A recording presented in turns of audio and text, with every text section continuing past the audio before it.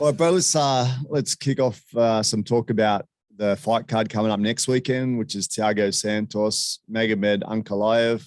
I think I saw them say it was UFC Fight Night 50, but I'm not 100% sure on that. Main event is pretty fucking exciting, man. Although, these names aren't the first names that come to mind when people want to watch. They're pretty good opponents, and they're both very explosive and big and powerful guys. So it is an exciting matchup. Have you had a look at it at all, man? Yeah, I have. So you got, man, I'm actually really big on Magomed Ankalaev. Like, I can't lie. Like, even after his Paul Craig lost, which was just, man, like, fair play to Paul Craig for catching that in the last minute. I mean, last couple of seconds, I think it was the triangle in round 3. But I still think he's probably one of the biggest prospects at light heavyweight. Like, what's his record? 16-1. He's coming off beating Uzumir, Kralov's knocked out Kudalova. Like, he's fought sort of mid-tier guys up until Volkov. Then Volkan, I should say, some you can sort of compare as a bit higher. And Santos he's been in there with John Jones. He's coming off a good win against Walker. He lost to Glover, which is champ now. Alexander Rakic, who's pretty gun. And then, his last fight was Johnny Walker. So I think it's good matchmaking. It's sort of going to see if Santos can compete with these sort of newer, younger guys, and then see how Magomed, where his sort of ceiling is. Like, how does he go against guys who fought for championship, like title contenders and stuff like that? Yeah, man, I'm just looking up the odds just to check it out, but I'm pretty sure already what it's going to be, which is, like you're saying, Ankalaev will be the clear favorite. Yeah, massive favorite. Ankalaev's $1.18 versus Thiago Santos is $4.70. So everyone's expecting Santos to get smashed. So maybe we should talk about like how he can actually win, man. Because Santos, man, he's not a bum, man. He's got some really explosive knockouts and really strong hands, some mad kicks. He can do awesome wheel kicks, etc. Very athletic sort of guy, very strong guy. So you can't count him out. It is a game of MMA, and that's what we kind of like about it, is that anything can happen, right? So if you have two guys that are relatively closely matched up, there's always a chance that either of them can pull something off. So he still has a good chance. Hey, he's fought, like you say, the people he's fought, it's pretty incredible. Like, his list of people that he's beaten is massive. So he's beaten Hermanson, Meerschaert, Marquardt, even back in the day. Obviously did his best fight probably was against Jones, or the most notable fight. Did very, very well, So you can't count him out. I wouldn't say that's a very clear indication of what could happen. It seems like the odds are maybe a bit too strong, but we all know, again, the trajectory is older guy, 38 versus 29, experience, but going down. He seems a bit tentative after he fought John Jones, possibly because he's got those knee injuries, maybe not as mobile, maybe just psychologically a little bit out of it, but he's still a very powerful guy. And he still has a chance. But how do you think he could actually get it, man? How do you think he could get it? Man, I think I can see the odds how they are, because Santos is such a hard path to victory. Like, I don't think he can pull off a Paul Craig and sub him off his back. We know Santos does have that KO power. Like, he KO'd Jan Blachowicz just over 3 years ago now, back in February. He's knocked out Menova, hasn't aged so well. He had that good win knockout against Eric Anders. So it was like, he's very impressive with his hands and everything. But like I said, I think Magomed is that young, sort of good everywhere, strong wrestling, strong submission, good level, decent striking and that. But I think if Santos can get it done, how do I see Santos if he gets it done? I think it would be by decision. And I think he needs to just sort of use some sort of more veteran tricks, like just try and win each exchange just enough sort of thing. So if he's winning the exchange, try and get the first and last hit. If he's on the fence, he's trying to hold him there and trying to keep him there to sap his arms nice and early. Just shoot a few takedowns here and they get him worried. Just really trying to throw a lot at him and overwhelm him, and don't let what's his name? Magomed. Yeah. Don't let Magomed sort of set the pace and start running his game. I think Santos needs to get him in the middle, hold the center, and just start heavy on the offense and try and get Magomed on the back foot, and then try and keep him on that back foot and hold him there throughout the whole fight. Like, I don't think there's going to be a few momentum swings. And I think if Magomed takes over with enough momentum or forward pressure, I think he's just going to start having his way. Whereas Santos does have that good Muay Thai background and striking. So we know he can strike with the best like Joneses and that. So I think he's going to hold the center and sort of put the pressure, then look to hit and get out, then hit, stay in and counter, and sort of start mixing everything like that. And sort of, he can't really just rely on his stand up, just his wrestling, just cage. I think he needs to do it all. Problem with saying that is Magomed is pretty well rounded everywhere. So it's not like Santos has a massive advantage. If Santos gets it done, I think it's going to be more of a dogfight. And then on the other hand, if Magomed gets it done, I think it's just going to be a lot more clear cut. Yeah, did you watch the fight with Walker? Man, he seemed just Santos seemed quite like standoffish and kind of just hesitant. Eh? And I think that if he fights that sort of fight, he's just going to get smashed. I don't think he can fight a real conventional fight against Ankalaev. I think Ankalaev is that perfect example of a conventional fighter. Everything he does seems kind of perfect. His stand-up's great. His wrestling's great. Everything is like kind of perfect. And my only path to victory, personally, I think is somehow breaking the rhythm and doing some things that are kind of just out of the ordinary, and turning it into a bit of a violent fight where he could just as easily get smoked as Ankalaev. You know, I don't really think he has a path to a points win. I just think that Ankalaev's too good in every area. I think he's going to have to pull something out of the bag, like and somehow break the rhythm and timing of Ankalaev to get him. When we look at Ankalaev, man, like he's just like people saying he's the future of the division, 7-fight winning streak. That was weird, that triangle loss. Did you watch it, man? Like it was just, if he knew the timing. I've just said, it's 1 more second. Yeah, if he knew the timing, he wouldn't have tapped, because it was like I'm watching it and it was like it was thrown up there with like 5 seconds to go and he tapped really fast. I don't know what the problem was, like why he tapped so fast. Go back and have a look at it. It was like too fast to tap. If you knew the timing, there's absolutely no way he would do it. It was like a fluke. He's smashing this guy. Paul Craig was trying. You could see him trying to set up, trying to push that right arm in so he could flick the triangle up. And he finally got the chance in the last couple of seconds, snapped it on. He tapped straight away. It was really strange, man. I don't know if there was some other, maybe you'd be able to see if there's any other problem in there. Like maybe he had his arm at the same time or something. I'm not sure, but he tapped really fast. Sort of two. One, it could be that the choke was 3 things. It could have been like a super tight choke sort of thing, and it's just more like a panic. You're like, fuck this squeeze, get me out sort of thing. 2 is like what happened, I think it was last week, a week before, where I'll make it caught him guillotine. And he only had a couple of seconds left, but his tongue was caught under his mouthpiece. So it could have been some weird position there. Or even thirdly, it could have been the end of a fight and you're gassed and tired and you're trying to put this guy out and he catches you. And then like, I don't know how many people have sort of experienced this, but it's very different from being put in a submission when you're fresh, being put into a submission when you're hurting, you're in deep waters and you're tired. It is a completely different thing. It is, I could chuck someone without experience in a choke right now, and I'd probably give it a few seconds fight before they tap sort of thing, which is expected. You get that person tired, you put a hand around their neck, they're going to start tapping straight away. So that's sort of what it could have been. I'm guessing it might have just been that fatigue, as well as Craig is a submission expert, so he's probably got a tight squeeze, and it was just that panic suffocation. He just like, get me the fuck out of here.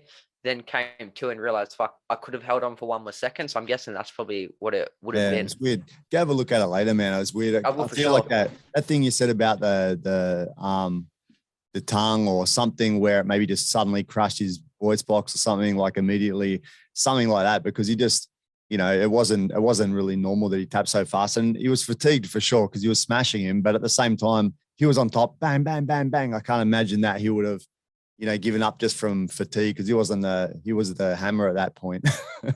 But anyway, man, my final prediction for that one is I think Ankalaev can basically, you know, get through probably the first half a round where Santos is going to be quite dangerous and explosive, and then just work his magic. And I think he'll end up just closing him down, shutting Santos down and taking him out in the later rounds. What are your thoughts, man? Yeah, I think 5-round fight. I think Santos is tough. I think Magomed's probably going to show out in his first sort of main event 5-round slot. And I think he's going to make it look pretty comfortable. I think it might just be like a 50-45, like a real clear clean-cut decision. I think he's going to struggle to get Santos out of there unless he can really inflict some big damage. But yeah, I'm going Magomed by just decision. Yeah, man. Hey, one thing that I've seen on a few of these guys' bios when I'm looking up, it says like Santos, it says that he's a black belt in BJJ, a capoeira, green rope, whatever that means, and a high level Muay Thai black belt. Now, I've seen it on a couple of the guys who look at today, Muay Thai black belt. It's weird to see it because it isn't really a thing. It's only a thing if a gym creates it or a school creates it, right? Do you guys have that at all at your school? Nah, so we got like a Warriors black belt. That's for like our kids program. Yeah. But that's like it's like self-defense, everything. It takes like 5 years of like consistent training to get something, and that's for like kids sort of thing. Like, and other than that, we just got the adult jiu-jitsu belt system, and that's it. I've been is the whole one, right? And that makes sense, but it's kind of weird. I've had people show up at the gym over time and come in and said, I'm a Muay Thai black shorts or some shit, like, cause that's what different gyms do just to make money, right? Like put these things in because it's good. People get progression and all that. I'm not against it, but it's kind of funny because it's not a international system, right? Like it's usually the old style of being a Muay Thai fighter or a boxer or something. It's more about your fight record and your experience than, which is real, which I kind of like about it. When you throw the belt system in, it kind of fabricates it a little bit. Yeah, you could be a black belt without fighting. Yeah. Did you ever do like much nightclub security and stuff like that? A little bit, not heaps. You would have, eh? Yeah. Oh, because I did obviously I've done like a fair bit. Well, I'm saying you probably would have had some bloke, as soon as you mentioned fighting, he would have said like he's got a black belt in like some form of kickboxing, Muay Thai. He's not allowed to fight anymore because he's like, I've had people come up to me telling me they're black belts in Muay Thai. They got like black belts in like Russian martial arts and just people talking out their ass and that sort of thing, eh? So you got a black belt in anything these days. My favorite thing was from ages ago when I'd only done like karate at this early stage. I was doing a shitty little job as a store attendant. I saw this guy in a taekwondo outfit, and I said to him, "I'm interested in learning martial arts. What do you think about Muay Thai?" I was thinking of going and learning some Muay Thai, and he's in a shopping center, mind you, wearing a full taekwondo uniform with a black belt, cruising around after his class or before it. And he goes, taekwondo is much better. You know what we do when we come up against the Muay Thai fighter? We just get the distance. We knock them out with head kicks. It's that easy. It's so funny, man. It sticks with me. Logic, cracks me up that it's that easy. It's that easy. Just take the distance and just knock them out with head kicks. Awesome. Some people you run into the way. Strange, I didn't see him in UFC or in the top levels of kickboxing anywhere. But anyway, if he wanted to, he could take out probably every Thai fighter. Maybe Borkow and all these guys. Sanchai would be in big trouble. Fuck, I got a story to tell you, but you're gonna have to remind me off camera. Just remind me. It's about this thing. So remind me about it. It goes in perfect with this topic. Yeah. Okay, so another fight I want to talk about is Marlon Moraes versus Song Yadong. What do you think about that one, man? These guys are, again, it's kind of like the same sort of thing as last time. You got a bit of an older guy, younger guy, trajectories up and down. But the thing about this one is, in the first round, I would say Moraes and Song Yadong are going to be trading, and I think Moraes has actually got the edge on it. What do you think, man? I think if Song was smart, he would try and act like he was going to go out and brawl with him and maybe throw one exchange to get him exchanging and then just try to shoot underneath or just clinch him out. And every time he tries to throw big exchanges, either jam him or get all the way out of range and just sort of let Moraes sort of, because he's very explosive. So you want to either meet the explosion super close so he has no room to develop power, or you want to be all the way out. You don't really want to sit in with him sort of thing. Like we saw against his last fight against Moraes, he can absolutely clip anyone, but he just wasn't able to get the finish. And Song Yadong's last was against that Julius. That was a impressive fight, actually. He looked very clean. Did he get that done in one round? No, round two. But he dominated the first round. That was a good fight from Yadong. I think, like you said, it's the trajectory of new guys coming in from a good team. I think you're right. Like I think when you watch him, he loves to stand up. He's very, very comfortable with Song Yadong. I mean, he's very, very comfortable. That's where he feels his world is. But he's coming up against Marlon, who's equally as confident, and I would say actually in the first round slightly more powerful. and probably more dangerous. But the thing is, he's training with alpha male, and those guys have got a strong wrestling base. And like you said, I think mixing it up would be the key for him. But the only thing is, Moraes is actually a black belt in BJJ. So once he gets him down, I haven't really seen him do anything amazing on that, really, because I'm always seeing his stand-up to the side of his fighting. He's also a black belt in Muay Thai, it said on his bio. they're everywhere. Maybe it's a Brazilian thing, eh?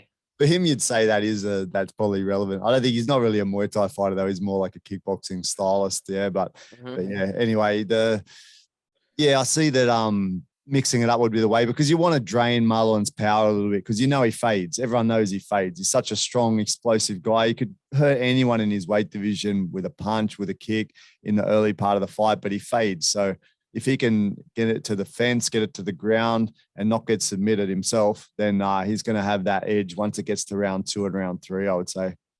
What do you think, man? Yeah, I think that's going to be I feel like that's what we're going to have to say with Moraes from now on, is if a guy can survive that first, sort of a blueprint's written on him. If you can survive that first initial sort of 5 to 7 minute mark where he's super explosive and super dangerous, if you can survive that, we've seen he just fades. He can't really keep up that same output throughout, sort of thing. It's a good test for Yadong. Like, Yadong's still fairly young, I think. Like, he's only, how old is Yadong? He's 24. How old's my dong? It's the same age as me, bro. Yeah, so he's 24, turning 25. So yeah, he's still pretty young. It could be, I wouldn't be surprised if we're seeing Marlon gets it done. It might be a little bit too soon, but saying that, Dong's had over, what's that, 6, 7, over 25 professional fights at this point. So just because he's young doesn't mean he's lacking in experience. Plus, actually, for him, man, like reading his bio, he kicked off in a martial arts school at 9 years old, started MMA at 13, man. So he's more experienced than people would think. Another thing which I didn't mention before, of course, that first fight, I know UFC doesn't always get what they want, but in that fight, they really want Ankalaev to win, because that's a massive market to get, right? Like, they really want that Russian market, especially with keep that Khabib momentum. And then for this fight too, I would say in general, Song Yadong, they would want him to be the contender. They want him at the top, because they don't really have a lot of strong Chinese people fighting, and they've got Zhang Weili, of course, and Song Yadong. They'd want him to get up into contention, bring this massive market to them, because Zhang Weili certainly brought a lot of people to the sport from China and from other, Chinese-based backgrounds in Asia. So I'm sure they want him to win, and they'll be praying that he gets past that first round. This is kind of a good opponent for him to get him into that upper echelon, yeah? Yeah, I think definitely in like what's Moraes, top 10? Still now, I'd say probably top 10, not even after his last sort of skid in that. It's probably one of the most, not easiest, but one of the most winnable fights for Yadong in the top 10. Like, it's good they haven't gave him like a sort of, who would be a good example? Maybe like a Marab or someone like that. Someone who's got a real gritty style. It's hard to look really good against. I think they're giving Moraes to Yadong almost on like a silver platter, saying like, here's the opportunity. It's possible to get a good highlight reel KO on a ex-title champion. You just have to sort of survive the first 7 minutes and play the game plan right. So I think they're setting up Song pretty well for this, but you can never count out Moraes. It's like a yellow marrow. He can be losing 24 minutes, but all he needs that one explosive moment to catch you, and it's all over. So it's interesting. I would pick Yadong, and probably Yadong. Yeah, I reckon Yadong by finish. I think you could probably gas him out if he applies the pressure correctly. So yeah, that's what I'll be going with. Yeah, I think so too. I mean, Marlon has a good chance, I would say, in the first round, really damaging the legs, landing a massive kick, landing a massive punch, and putting Song Yadong out. But I think the chances are he's going to get overwhelmed by the younger fighter. Will he get finished is a question. I would say it's a 3-round fight, so I would say no. And I think Song Yadong on points as well. Hey, question for you, man. What's Song Yadong's last name? What's his first name? It's Yadong Song, isn't it? It's the other way around, isn't it? Yeah, they put it around the other way. Like, Song is actually the last name. Surname, yeah. That's the way do you know why they do that? It's just, I don't know. It's just how they roll. They put the family name first. I know just from reading manga, I'm used to going things like right to left, like going back to front of that. And then, yeah, I see sometimes where they have like because it's Young Wei Li, isn't it? Yeah, it's Zhang. Zhang Yeah. is the last name. Wei Li is the first two names. It's actually two separate names. The way they Oh, write really? it is like Oh, Yadong, true. it's like two names. But yeah, it's interesting because on the UFC site to look them up, you don't look up their last name. You can look up their first name. Yeah. It's kind of weird. They look up Yadong. I sent him a message actually one day when I was looking up Zhang Wei Li because I was trying to really? find how fishy. And it's not under Zhang, it's under fucking Wei Li. Yeah, it's funny shit. Nothing serious, but funny. I get where you're at. Well, Ryder says he hasn't even checked this card. Looking forward to UFC London. True, man. This is not one of those high level matchups or high level cards that you really want to watch. Like I haven't been thinking, wow, I can't wait for this card, but because it's next week, we're trying to break down week by week what's coming up in the following week. So yeah, we'll kick along. I'll be honest though, I've sort of been sleeping on this card. Like I didn't even look at it, but then like even in the rest of the like main card, you got Sadiq Yusuff versus Alex Caceres, which is interesting. Caceres is on a. Let's talk about that one then, bro. That's a good one. Yeah, let's go about it because this is actually a good fight. Yeah, I'm happy to talk about because this. Yeah, what was Caceres? Because I saw his last fight where he was. Yeah, was against. Oh God, Shang Wu Choi. Is that it? Yeah, I think so. I haven't got it up, but yeah. Yeah, I was listening to Caceres today. Actually, just popped up on when I was looking at some of these fights, and it was just a little interview with him with Schmo, is it? And the Schmo, the Schmo, and he was talking about he's a cool cat, man. Like he's like, he says, I'm just thankful to be doing what I do, doing what I love, and being able to keep fighting. He's asking him questions about the title and who we hold. And he's going, I don't know, because I don't even watch UFC. I just like fighting. You know, I'm happy to just keep going on and not have to worry, like be on the roster. He's been fighting for like something like 10 years. It's ridiculous. Like he started a long, long time ago, right? Like he was in one of those really early toughs, like 11 years or 10 or 11 years ago, really. So yeah, it was Ultimate Fighter GSP versus Kochek.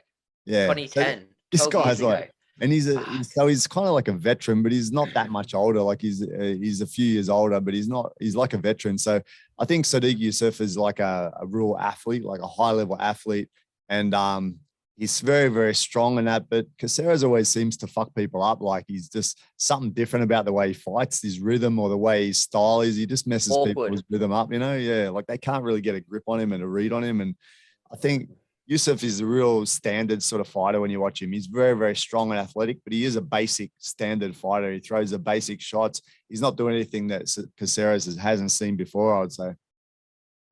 What do you think? Yeah, that's true. I think Caceres is like that. He's like that beginner at the gym who has an awkward rhythm that can catch everyone, but he's built his style around it. Like he just knows he's long and lanky for the build. He knows he's awkward, so he just uses that to play into his strength. And like his last fight, he was getting pieced up pretty badly. He even got dropped pretty badly in the first because he kept throwing, I think, it was either a naked left body kick or a naked right kick, and he threw it twice. Oh mate, a good read. He caught it and dropped him with it, and then he lost that first round pretty convincingly after that, and then came out, knew he needed to grapple. Then, and I think it was like 2 minutes later, he was on his back, choking him out sort of thing with a rear naked. Stand-in as well against the cage, which was pretty impressive. And then you got Sadiq Yusuff, who was on... I actually been watching him since he fought that Mike Davis on the Contender Series, because Mike Davis is pretty legit. So I watched pretty much all his UFC career, actually. And then his last loss to Allen, which... Arnold Allen is a legitimate prospect, like a super talented guy. And then I think it's sort of the stylistic matchup where you got Sadiq, who's well-rounded, very explosive, and sort of looks like that big KO, but he can wrestle well, not great. He can wrestle well though. Whereas Caceres is sort of pitter-patter till he tries to latch onto a neck or something like that. So I think it's an interesting stylistic matchup. Yeah, I was trying to bring up the betting odds. I can't, it's not working, but I'm pretty sure Sadiq's favorite? Yeah, I'm pretty sure Sadiq's a favorite. And I think he's obviously in his side, he's got athleticism. He's also got, good muscles, cardio. He just goes hard like the whole fight, right? Like he can keep going really strong, and he's got a good chance. In a stand-up, I think he's going to be a lot stronger. But Caceres is just a wily old Bruce Leroy, they call him. He's going to work some weird long-ass style and doing some stomps to the front leg and doing weird things. If Sadiq can land in tight, he might hurt him. I think if it can get into the second, third round, he's still probably going to dominate with the work rate. But I think Caceres still has that chance. Like you said, his grappling, I'd say, is high level once it gets to the ground. Wrestling, Sadik's going to be very strong. But as far as submissions go, Caceres is going to have a lot more tricks in him, don't you think? I think he will, but the biggest thing is I don't see Caceres having a easy route to get into the submission points. He There's doesn't no have. easy route working against Sadiq, right? Like even if you're Arnold Allen, it wasn't an easy fucking fight, right? Yeah, like I don't see Caceres throwing a double jab up top, shooting a mad blast, double get him down. I don't see him doing some scramble, right? Maybe he could do a tricky or an awkward trip against the fence or something like that. But I think that's pretty much it, where I don't see him sort of out wrestling in the middle. You know, it doesn't really shoot for shots for that.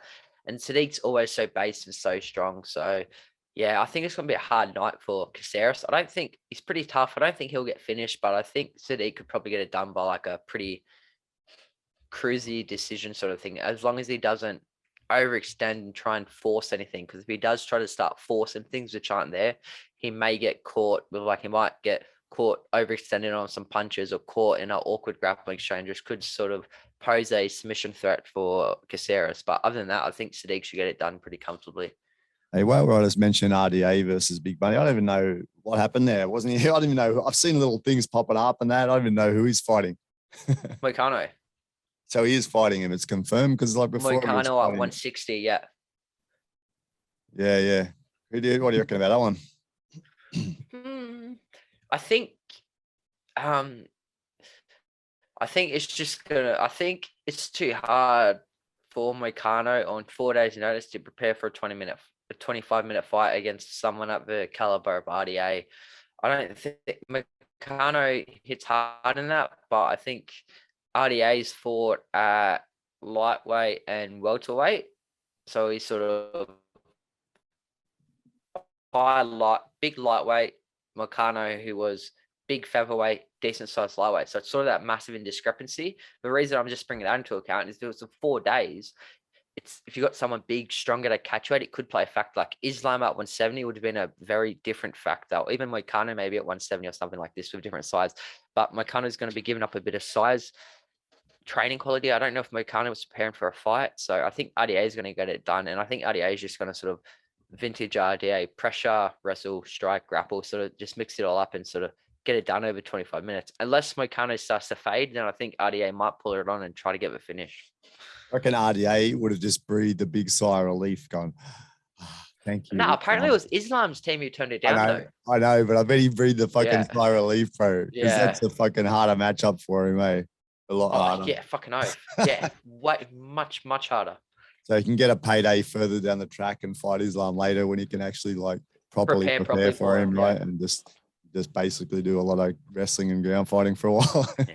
Also, sorry anyone who betted on Bobby Green by Uma Plata. That wasn't my smartest bet, but you never know. One day it'll come through. I also said there was going to be 32 punches before he got takedown and mauled, and I think he got maybe 1. So, okay. So sorry about that. Yeah, bro. Hey, yeah, we got Jamie up tomorrow, bro. Obviously, we want fucking that win to come through, man. It's a tough fight for him, but I'm pumped to watch, eh? Can't wait. Oh, yeah, I think if Jamie can survive Jalen's sort of early onslaught and where he relaxes pressure, I think Jamie's going to be too fit over the 15 minutes. And I think he's just going to grind him out. And I think he's probably going to get, maybe I reckon probably like a 3rd round finish, I think. I think he's just going to be too fit. He's gritty. Like I say, he's a dog in there. So I reckon he'll get it done. Yeah. TKO, 3rd round. Yeah, that's what we picked before, right? In the later rounds to grind him out somehow. Sorry, Jalen's mum. Jalen's mum, sorry. But he's a pretty damn good guy too and a good fighter. So I could imagine, yeah. Let's hope they both are good accounting for themselves, eh? Hey, I've got a fight for you. What's that? Just one more of the card. Well, I think Alex Pereira is going to murder another one, but it just got made today. But Tennis McKinray versus Drew Dober. Oh, okay. I thought you were going to talk about Pereira. Yeah, Pereira. I can't wait to see that one too. Sorry, say again. What's that one? Yeah, Drew Dober versus Terrence McKinray. McKinray just won his last one and he's just stepping up on like 8 days notice. So fucking excited for it, eh? Like, I don't know, like something about man, it's a massive step up for Terrence, but like, where's his He choked out Faris Saham in less than 3 minutes, knocked out Matt Favola in 7 seconds, and then his last 2 fights before that, he won in 1:12, 17 seconds, 16 seconds. Then like he just gets these first round finishes, and he can do it to legit guys. I think Drew Dober's a massive. He's going out that quick, bro. Dober is a massive step up in competition for him. But man, to be honest, like Terrence McKinnery, how old is he? He's pretty young, I think. He's 27, but he's got like a cool story about how his life was fucked. Like he OD'd on drugs. He actually died twice and they had to resuscitate him and shit when he was overdosing. He's like turned his life around since then. So he's just got like that feel good comeback story, just the sort of guy you want to root for. So I'm hoping he can get it done. Props to him for taking on someone like Drew Dober and fucking like 8 days notice. This is sort of going to be like the test of where his ceiling is at. If he can get it done, I think we have like a new sort of top 15 guy to look at. But realistically, I think Drew's. So it's not a put the house on first round knockout. It's not, because the problem is Drew has a head like a fire hydrant. That's true. So he's the hard guy. Like Brad Riddell couldn't put him down in 15 minutes. So like it's going to be hard, but I'm excited. I think it's going to be a good test. I think Terrence, if he can't win, he should at least be able to give a good account for himself. And maybe a fight like this is someone he needs. It just needs 15 minutes. Not obviously there's pressure on him, but there's not as much pressure if it was like an 8-week camp leading into it. It's like short notice. Not many people probably expect him to win.